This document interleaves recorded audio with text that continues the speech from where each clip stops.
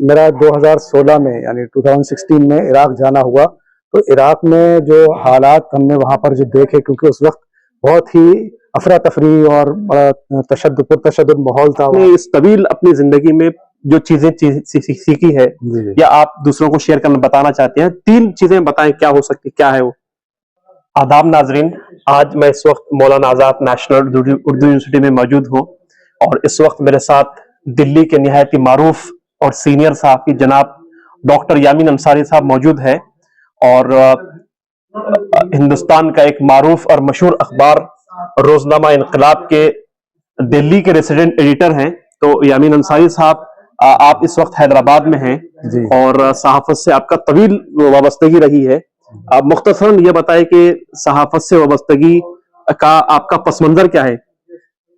دیکھیے، میں نے صحافت کا آغاز طالب علمی کے زمانے سے ہی کیا تھا. میں نے کوئی کورس نہیں کیا تھا، کوئی ڈگری نہیں تھی میرے پاس صحافت کی، لیکن صرف ایک میرا شوق تھا بچپن سے لکھنے کا تھوڑا بہت. میں شاید 10th میں رہا ہوں گا، تب میں نے کچھ نئی دنیا اخبار ویکلی ہوا کرتا تھا، اس میں کچھ لکھ کر بھیجا، اور وہ جب شائع ہوا تو مجھے جو خوشی اس وقت جو محسوس ہوئی، تو اس کو میں نے اپنا ایک ایسا لگا جیسے میں اس کو اپنا مقصد بناؤں. تو اس وقت سے مجھے ایک ایسا شوق پیدا ہوا جو آگے بڑھتے بڑھتے وہ صحافت کی دہلیز تک میں پہنچا. اور میں نے نئی دنیا اخبار دلی میں بدایوں سے دہلی جب آیا اخبار تعلیم حاصل کرنے کے لیے، تو میں نئی دنیا سے جڑا اس وقت. یہ 1999 کی بات ہے. تو اس وقت سے میں نے نئی دنیا میں جب قدم رکھا، اس وقت میں بغیر کسی ڈگری اور بغیر کسی کورس کے وہاں پہ پہنچا، اور میں نے وہاں سے شروعات کی. لیکن اس کے بعد میں نے ایک کورس بھی کیا اور ایک ڈپلوما حاصل کیا میں JNU سے. اس کے بعد یہ سلسلہ ابھی تک جاری ہے. تو آپ جو بتا رہے تھے کہ نئی دنیا میں آپ کا صحافتی سفر کا آغاز ہوا وہاں سے، اور اس وقت آپ دلی ایڈیشن انقلاب نیوز پیپر کے ریزیڈنٹ ایڈیٹر ہیں اور مستقل اس میں کالم بھی لکھتے ہیں.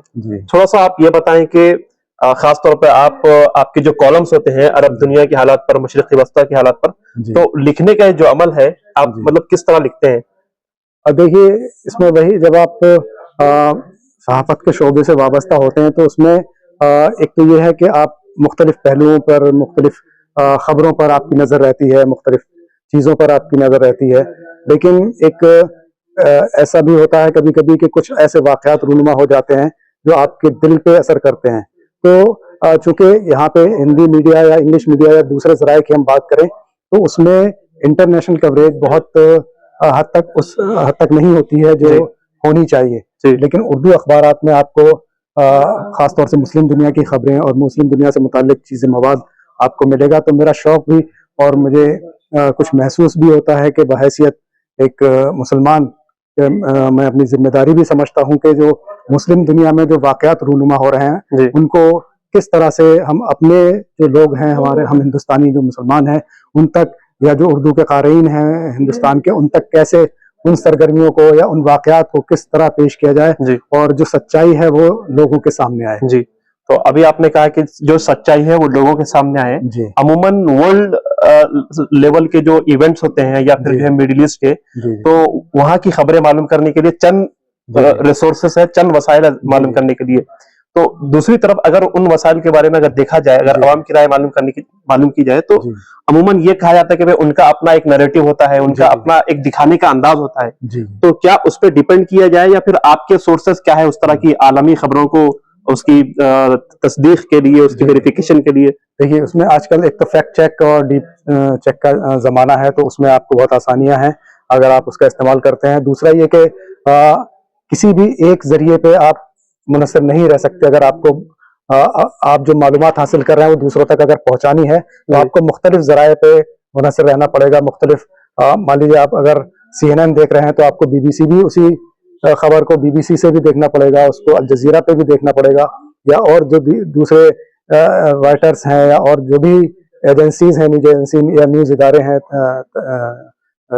صحافتی ادارے، ان سے بھی آپ کو استفادہ کرنا پڑے گا. اس کے بعد آپ کی جو اپنی صلاحیت ہے یا آپ کی جو نظر ہے صحافت پہ، آپ اس کو کس طرح، کس پیمانے پر آپ اس کو ناپ رہے ہیں، وہ آپ کے اوپر منحصر کرے گا. اور وہ اس کا جو رسپانس جب ہم کوئی چیز دوسروں تک پہنچائیں گے ان ریسورسز سے لے کر، اس کا رسپانس عوام کس طرح دے رہے ہیں, کہ ان کو کیا محسوس ہوا کہ واقعی کہ انہوں نے جو پیش کیا ہے, جو واقعات جو وہاں ہوئے ہیں ان کو جو آگے بڑھایا ہے وہ واقعی قابل اشاعت یا قابل نشر ہیں یا نہیں ہیں.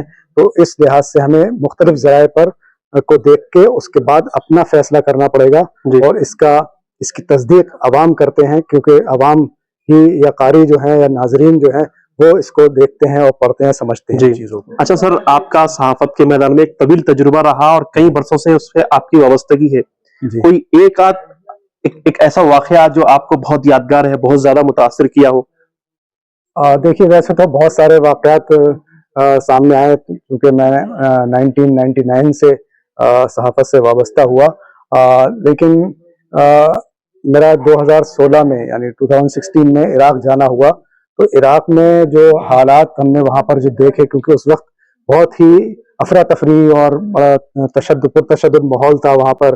ایک تنظیم تھی جو وہاں پہ قابض ہونا چاہتی تھی, اس کے بارے میں مختلف خیالات تھے.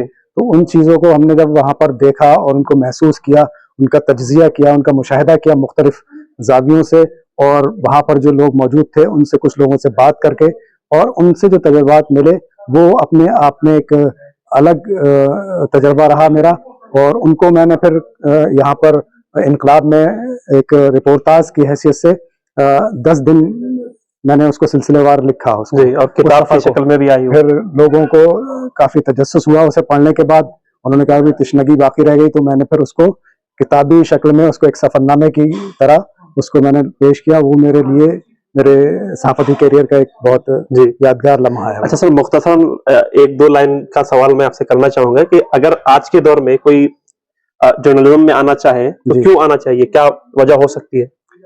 اس کے لیے دیکھیے آج کل جو صحافت ہو رہی ہے, مین اسٹریم میڈیا ہم جس کو کہتے ہیں, اردو صحافت کا جہاں تک تعلق ہے, اردو صحافت میں اپنے آغاز سے لے کے آج تک کبھی ایسا کوئی اردو صحافت پہ داغ نہیں لگا, چاہے وہ نیشنلزم کا معاملہ ہو یا کوئی اور دوسرے پہلو رہے ہوں, کبھی اس پہ کوئی ایسا داغ نہیں لگا, بددیانتی کا کوئی داغ نہیں لگا. لیکن باقی جو مین اسٹریم میڈیا جسے کہتے ہیں ہم آج کل, وہ جو صحافت کر رہے ہیں اس کی وجہ سے بہت زیادہ جو صحافتی اصول اقدار تھے ان پہ حرف آیا ہے, ان کو بہت نقصان پہنچا ہے. تو میری گزارش ہے کہ جو لوگ بھی اردو صحافت سے وابستہ ہیں یا جو آنے والے طلباء یا طالبات ہیں جو اس شعبے کو اپنا کیریئر بنانا چاہتے ہیں, وہ ایک کیریئر کے ساتھ ساتھ اس کو ایک مشن کے طور پر بھی لیں اور اپنی ذمہ داری سمجھیں کہ معاشرے میں, سماج میں, ملک میں, قوم میں کوئی ایک بیداری پیدا ہو, اور جو منفی اثرات ہیں اس کے وہ کہیں ان کے سماج میں, معاشرے میں نہ پہنچیں, اور مثبت انداز میں ان کو جو حقیقت چیزیں, جو سچائی ہے, جو واقعی جو چیزیں رونما ہو رہی ہیں ان کو لوگوں تک پہنچائیں. اچھا, ایک آخری سوال سر, کہ اس شعبے سے آپ کا گہرا تعلق ہے صحافت سے, تو جو آج کل جو لرننگ ایج میں ہے صحافت کے شعبے میں یا پھر جو آنا چاہ رہے ہیں, آپ نے اس طویل اپنی زندگی میں جو چیزیں سیکھی ہے یا آپ دوسروں کو شیئر کرنا بتانا چاہتے ہیں, 3 چیزیں بتائیں, کیا ہو سکتی, کیا ہے وہ؟ دیکھیے میں نے جو شروعات کی تھی تو اس وقت انٹرنیٹ کا زمانہ نہیں تھا. اس وقت جو میں نے اخبار میں کام کرنا شروع کیا 1999 کی بات ہے, اس وقت اتنا زیادہ استعمال نہیں ہوتا. ہاں, کمپیوٹر پہ ضرور اخبارات کا کام شروع ہو گیا تھا. تو ایک تو یہ کہ آپ جو جدید ٹیکنالوجی ہے اس سے ضرور ہم آہنگ ہوں, کیونکہ اس سے مطابقت رکھتے ہی اس کے ساتھ ہم آہنگی کر کے ہی آپ آگے بڑھ سکتے ہیں, زمانے کے ساتھ چل سکتے ہیں, یہ بہت ضروری ہے.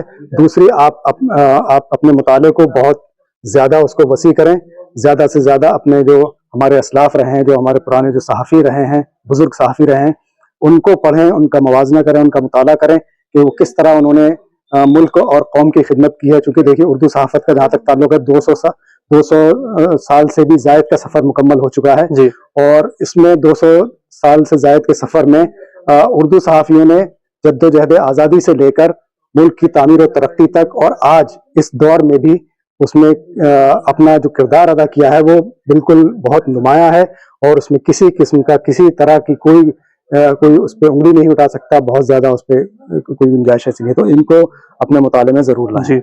تو ناظرین, یہ ڈاکٹر یامین انصاری, آپ نے بڑی عمدہ گفتگو کی. یامین انصاری صاحب, بہت بہت شکریہ. بہت شکریہ آپ کا بھی.